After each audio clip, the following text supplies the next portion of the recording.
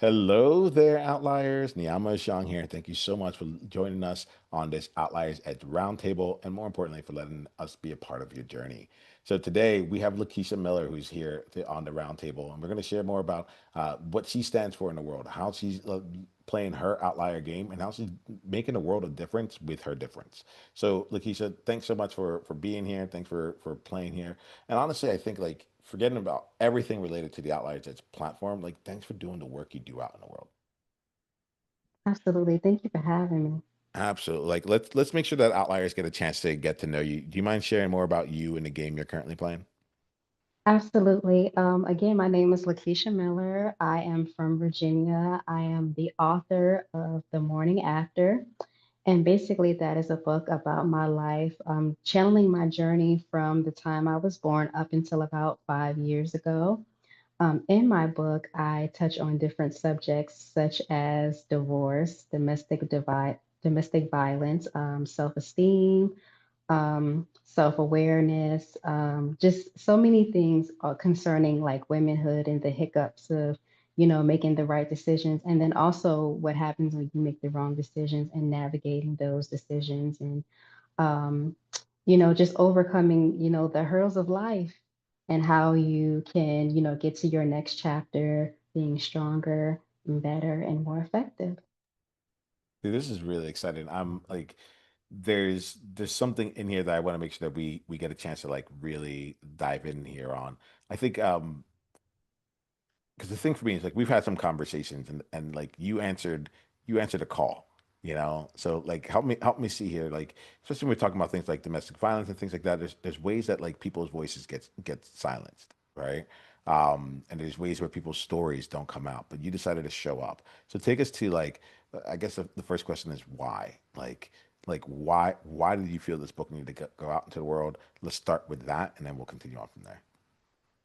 Well, it's interesting because just pertaining to my own story, I didn't think that I would ever write a book, didn't want to. I didn't think anybody would care about my particular story. And it wasn't until an aunt of mine was tragically murdered by her husband in 2021 that I felt like I had to say something because her voice was silenced. And I didn't want another family to experience that type of pain. And her death really opened up a wound that was so deep. I was like, I can't see this happen to another person. So I have to speak up.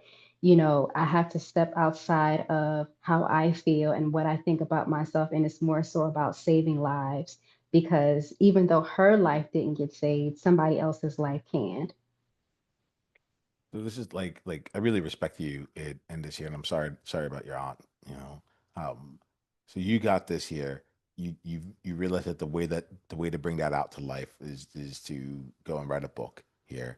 Let me ask you. I know some people who've written some books. Part one, especially if you're writing about yourself, like that ends up being like there's some challenges involved in that. So like help me see like what were some of the bigger challenges in the actual book writing process, and then we're going to talk about like how you're showing up in the world now, like and the challenges that'll come with that. All right, like when actually writing the book, what were some of the challenges you had? I think one of the biggest challenges was having to reflect on my own pain and having to look in the mirror it's easy to read somebody else's story. You're like, oh, they went through that. But when it's you, it's totally different. It's like, oh my gosh, it's like you know that you need to talk about that, but it's like you have to make sure that you're healed enough to even, um, revisit those things. And before I could even really write the book, I had to make sure that I got those. But I call them unchecked wounds, make sure that, everything was intact, mentally, spiritually, emotionally before I could revisit that. Because what I didn't want to do was send myself back into a down spiral of a depression or anything like that. So I had to make sure that I was good, in those areas first. And then once I felt like I was, then that's when I was able to revisit it, being stronger and being like, okay, this is bigger than just how I feel. Yes, I lived through those things. And yes, those things were painful, but they also made me stronger. And not only is it making me stronger, it's going to make somebody else stronger because they'll now know that, hey, I'm not in this alone. Because when I was going through those things, I felt like I was alone. I felt like the only person on earth going through this particular issue. And it wasn't until I did release my story that I realized you were not alone. Yeah, there's something in what you just said there, and I'm gonna look at it from like the outlier side of things, but I also know like some of the content in your book, like it's really important for people to not feel like they're alone. You know, I had someone to me the other day said like, hey, you're doing all these things for outliers. Outliers are used to like being alone out there. I'm like, because we think we have to be alone, but we're not. And it's one of those fallacies out there of like you said. I felt like the only person on this planet that went through this experience, something to that nature, right? And it's I think this is some of the element of like um but I don't want to use these words, so I'm gonna use it, right? But abuse and like oppression like keeps us like puts us like adds this extra dimension of like, oh well, no one else is experiencing it, and almost like helps keep us exactly where we are and helps to like what like perpetuate what like the I'm gonna say wrongdoings. Let's just use that kind of like as a general term right now out in the world. But you flip that switch. You cross the chasm to like actually bring it out in the world and make sure that like that you didn't have to be alone in it. Tell me a bit here, because I get really fascinated when I see an outlier that actually like goes for it. Like you still felt those feelings then that like you're the only one who went like what I didn't hear is like you got like those feelings went away. You still felt those feelings how did that actually like result in you with all those things like working on you, working in you? How did that actually result in you like putting pen to paper or fingers to the keyboard to actually write in this thing? Well, one of the things is I allowed myself to feel it. Another key component is at the same time that I was writing the book, I was also seeking therapy. For me personally, prayer and all those things. And then another thing that really helped me was that I realized that I am no longer a victim, I am a survivor. And that changed the game for me. I can no longer see myself as a victim. I survived it. And because I survived it, I can thrive. And that's exactly what I plan on doing. Uh-huh. Well, like it's either you're doing more than just planning on doing it. It's what you're doing. So Yeah. that you're doing. So like let's get outliers out here. And I like so you wrote this book, right? Tell us about some of the things that have happened for you afterwards. Like let us get a sense to see like how has this book come to life. I know people who've written books. All right, let me talk about people, quote unquote. I've written a book. It just sits on my computer in a drive somewhere that like barely like gets out into the world. I can mention that I've written it, but I haven't really done the work with it, right? Tell us about your journey having after finishing that. Like what's life like now for you when it comes to the book and your message and beyond. It has been a journey. This is kind of like my second go round with, really with the book. The first go round with the book, I wasn't completely confident, right?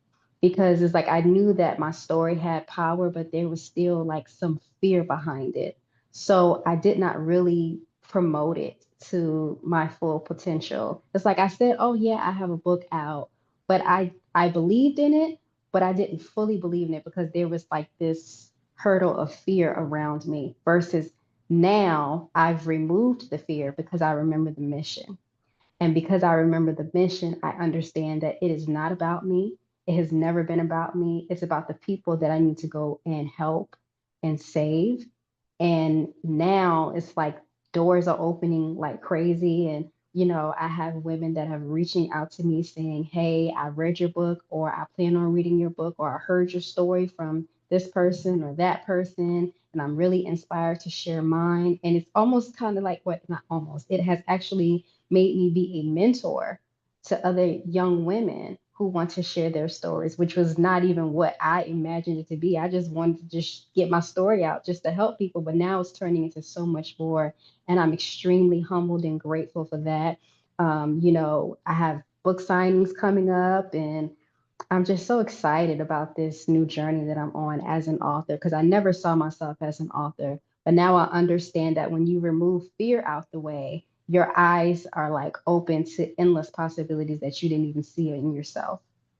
This is really fascinating here because like you had round one, book done, like and like you said, I think it's because I wrote the book and I've also been in a place where I haven't like actually promoted it that like I am I'm keen on this, right? Because I also think about other outliers who've done great things but don't like let people know, right? And it's not and that awesomeness is there ready to be tapped into, but then it didn't. But what I'm hearing from you is that like you took some time and you found a way to like elevate yourself beyond, well, like help me say it, because you said you like reconnected back with your mission, you know, and that's what opened up the door. So I think what I'm asking here is like for anyone, let's say myself and any other outliers that's listening here who might have given it that first go around, you know, or might have maybe even might even be in go around three and know that like, hey, for some reason I keep coming back to this. I can't let this go, no matter how far I walk away from it. What's something you would say like based on your experience would like be really meaningful for them to keep in mind as they move forward. I would tell them to not let fear paralyze you, Mm, because if you allow it to do so, it will do so. Sometimes we get caught up in our own heads. Sometimes, um, even for me, I've had to like remove myself from different people because sometimes people will only see you or limit you to the version of you that they met, right? So they didn't meet the author version of you. They met the shy version of you, or they met the timid version of you, and now you've evolved into someone else, but they want to keep you in that box. I would say to just open your mind to seeing yourself in a much bigger way on the other side of fear and just go for it. Remember your mission, understand your why. That's very important. You have to know your why. Once you understand your why, it's going to keep you going. It's that fire that's going to mm, keep burning. So I would mm. just tell them to just stay encouraged and just remember why you're doing it. And that will keep you. So, what would you say has been like the hardest part for you around this entire journey? I would say the hardest part was probably getting over wondering what the opinions of the people that I know would be, Mm, right? mm. Family, friends, because you're really put in a vulnerable space when you write your story. It's just like when someone comes out with a biopic about their life, the whole world is going to see your journey. And I think a lot of them are probably more concerned about the people that were there doing the journey, their parents, their siblings, their family, what they're going to say and think. But once you realize that it's not even about them, it's about the people that it's supposed to, affect, is that's how you really get past all of that. But that was the hardest thing for me. It was just, I was just wondering, well, what is this person going to think? Or what is that person going to think? Now I don't even care because it is not even about them. It doesn't matter. Not that I got any negative feedback, because I have not. But if I did, it still would not bother me, especially not at this point in my life, because it's not about them and it's not even about me. So can I just like pull in a couple things here, Lakeisha, that I think I'm hearing right now? And I feel like I'm having a lot of conversations with leaders really showing up, right? Showing up like not just courageously, but like just it's actually more like moving toward their purpose, right? It's giving new words. I in every single conversation, it's really starting to come real for me where it's like be you on purpose. Like that's what I'm all about, right? So be you intentionally, but also be you with a mission, with a purpose behind you. Be you on purpose. And I feel like I'm hearing like two major things that I kind of keep coming up as a theme here. One of them is that like you have your purpose, and that purpose is like there were problems beforehand, and those problems might still exist. They haven't shown up yet, but like rather than beforehand, where you're like trying to solve those problems beforehand, like before they happened, or if I'm hearing you right, like also like avoiding those problems so that they wouldn't happen, right? You're like, mission, I have my purpose. Like if those problems show up, I will deal with it then. But it's like, but none of that's gonna stop me. Let me before I go to the second thing, how true does that feel? That nothing is going to stop me. Yeah, and like Oh, like it like is. being like, yeah, It is very true. yeah, Nothing is going to stop me. yeah. The only person that can stop me is me. Yes, and that leads to the second part here, and I want to make sure we don't miss that because I get very excited about the purpose part of it, but then there was the other side of it, like be you, right? And so this is what I'm hearing too. You said before we can get into any of this part here, you had to take the time to make sure that you were good, right? That you were healed, that you had like not just protected yourself because I don't feel you in any way kind of being closed off, guard up, all that, right? But like instead to like really do the healing journey of to put yourself in a place where you're like, I'm a survivor and I'm thriving, right? I like when I listen to this, I'm asking a bunch of different questions, but I feel like it keeps coming back to those two things. Like you got you, and you stand for something much larger than yourself right now. Let me check in here. Does that feel real? Absolutely. Yeah, yeah. Absolutely. So allies, I'm going to come to you right now, right, and just ask you to like just take some time. We like to have a conversation with all of us here. Like, check in with yourself. One, if it was just that straightforward, right? Not going to say it was, I can say maybe simple but not easy, right? Where it's like one, checking in and making sure that you got yourself, right, and doing what it takes to be able to be good and solid with you, and then two, being in service of a mission that's larger than yourself.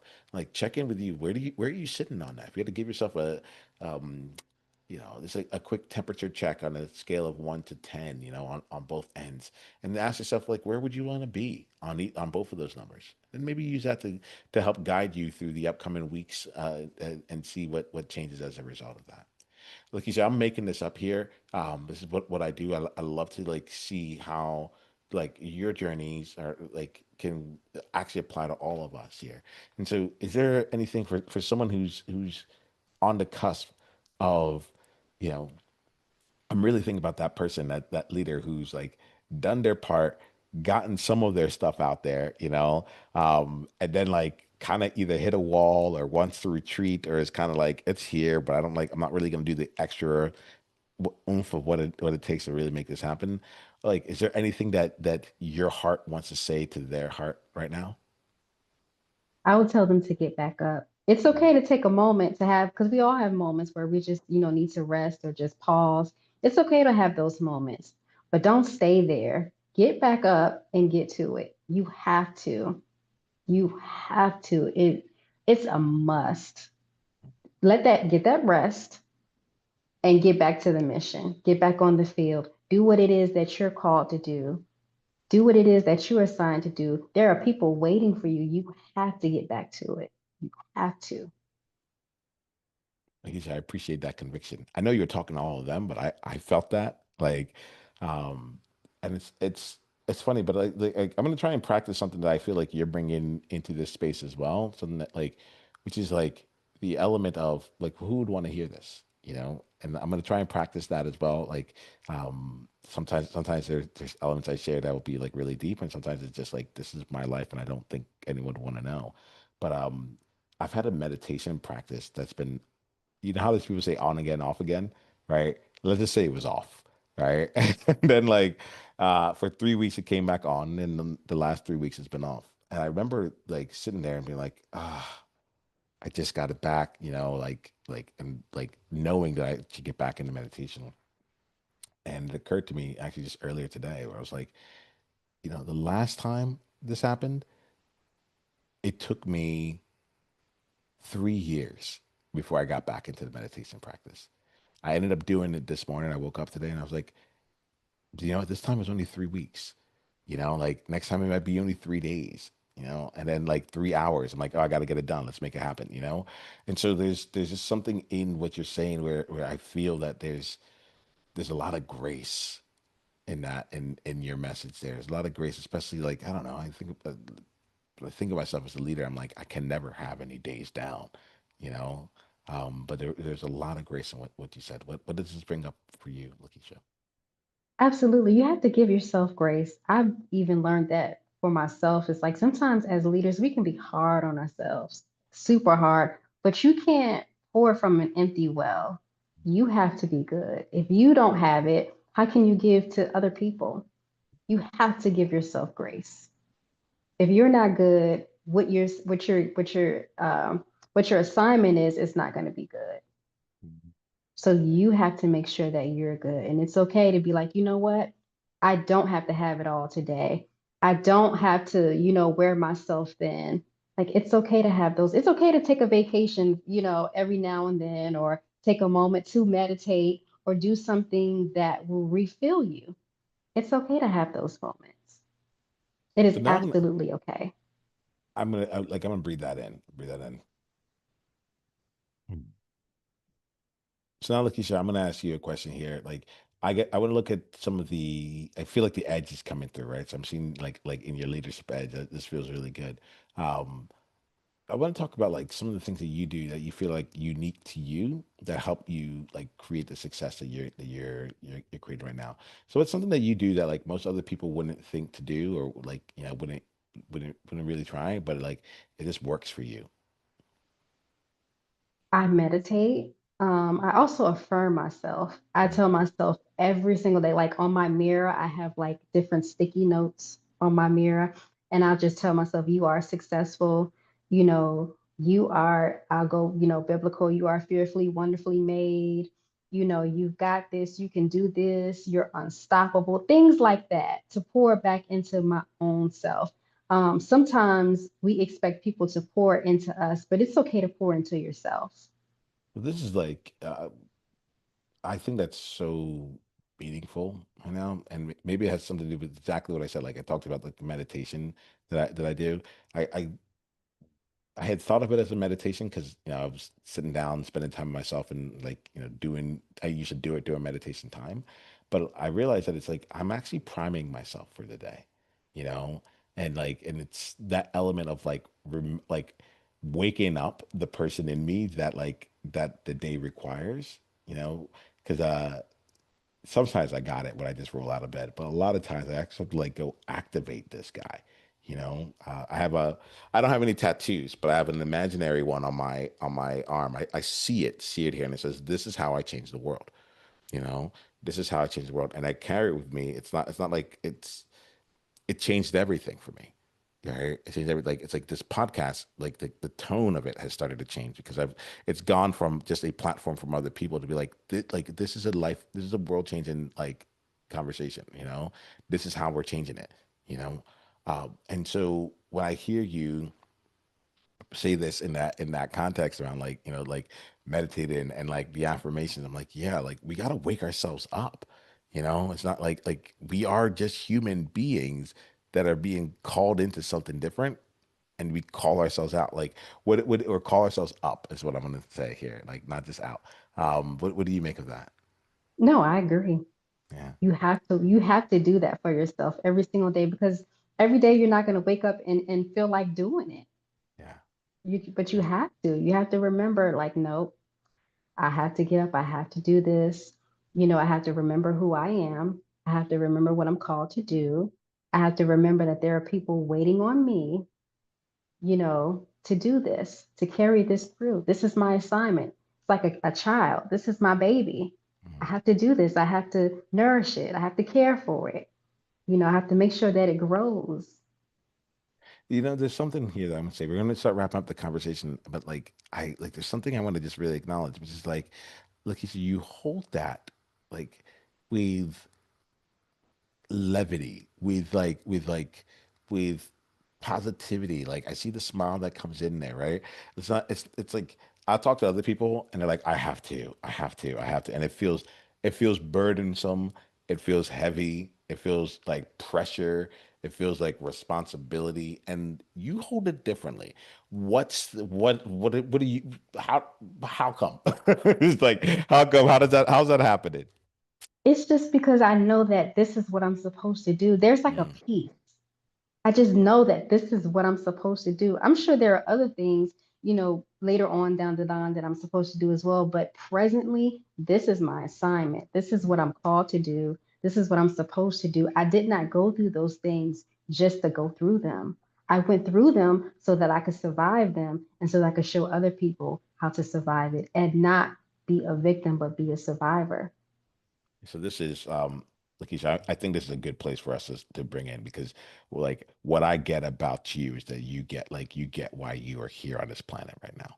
You know, This is not like you're not just going through life like you are solid and you're in and outliers. This is part of the main reason we do these conversations. So just because like each of you, I believe, is called for something here, and like we'd love to make these conversations something that helps activate, wake up, and continue to support you in like your highest mission.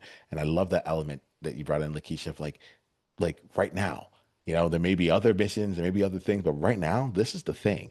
And so you're pursuing it without abandon. That's amazing. That's amazing. Allies, if there's anyone here that you think should hear this conversation, my ask is that you share this episode with them. We call it the one person, one conversation at a time initiative. But there's a thing that we believe that like if the right person keeps getting this message because you thought of it and you said you thought of them, and you said, I'm going to send you this message as a gift. The thing that was happening with Lakeisha and Niiamah in this conversation was specifically meaningful for you. That would be awesome. You can go ahead and share it on like more of your wider socials and such as well. But this is the thing that I think that like will continue to make sure that the right person hears this decades out into the future. All right. So join us in that one person, one conversation at a time. That's all it takes. Do us a favor, and it would mean the absolute world to me. So, Lakeisha, we're going to end our conversation. The way that I end each conversation is in two fronts here. The first is I'd love for you to let outliers know how they can go deeper down the journey with you, where they can get the book, where they might be able to come in, like, if you have any like live events or anything that's taking place, let us know how we can stay in your world. Let me start with that. Okay, well, you can actually follow me on Facebook, TikTok, Instagram. On it's all of my handles are Lakeshia Sheree. The book is available in Barnes and Noble and on Amazon.com. I have, if you are in the Virginia area, I have a book signing on November the 15th at the Barnes and Noble in Hampton and Peninsula Town Center from 11 to 3. If you would love to come out and join me and meet me and say hi. And that's what I have coming up so far. I also have a book signing in Newport News, Virginia, on December the 13th at the Paperbacks Inc. Bookstore as well. And I have a few other things coming up after the new year. I'm excited about those things, but I would love to connect to you with you. I'm also on YouTube as well, under Lakeshia Sheree as well. All right, you're not messing around. Like this is it. Like I feel like you're like I'm out there, y'all. I'm out there. You can meet me online. You can meet me in person. Like, but you're not messing around. You're not messing around. Awesome. So, like you said, we're gonna end this conversation. The way that I end every conversation I have is that I like to make sure that each conversation we have is a chance to uplift you toward what you're creating out in the world, right? And so, in what ways has this conversation? What insights have you gotten from this conversation for yourself? This conversation has just reaffirmed that I'm doing exactly what I'm supposed to do. It has shown me just honestly how much I have grown, even in the last 6 months. To be very transparent, I was not this confident 6 months ago, not even 3 months ago. But just as hearing myself talking, I'm like, okay, yeah, there is growth there. I mean, because honestly, by nature, I am an introvert, so I would rather be behind the scenes, doing everything else, but being in the forefront is not really my forte. But I understand that I'm called to this and that I'm supposed to be doing this, and you having me on your platform just reaffirms that. So thank you so much for having me. Oh, thank you. I'm glad that you're hearing yourself. Like he said, it's like it's super cool. Like on my end, I'm hearing you and I'm like, well, tell me about this. You're like, bam, well, of course, this is just how it is. Like I must I am being called. Like this is just the next step. And what I feel is both the grace but the ease as well, right? Not to say that like it's not to say it's necessarily easy, but what I feel is like you're like, well, this is it. This is just where this I feel the peace. I feel the peace that you have in that. I appreciate you. I'm glad you're doing the work you do. Thank you so much for it. And until outliers, until the next time we all talk, remember, be you on purpose. Journey on.